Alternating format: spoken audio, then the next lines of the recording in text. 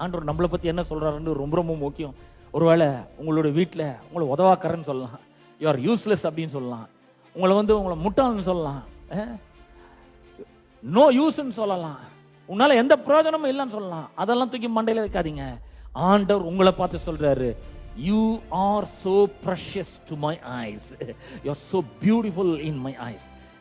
நான் உன்னை பார்க்கும் போதே எனக்கு ரொம்ப உன்னை பிடிக்குது, அதனால தான் நான் என் உயிரே உனக்காக தரேன் அப்படின்றாரு. எவ்வளவு அற்புதம் பாருங்க. ஆண்டவர் உங்களை நேசிக்கிறாருங்க. அவர் உங்க மேல அளவு கடந்த அன்பு வச்சிருக்கிறாரு.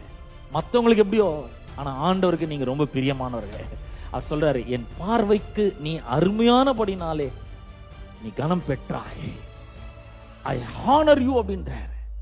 நான் சொல்றேன், இந்த உலகத்துல யாரும் உங்களை ஹானர் பண்ணலனாலும் கர்த்தர் உங்களை ஹானர் பண்றாருங்க.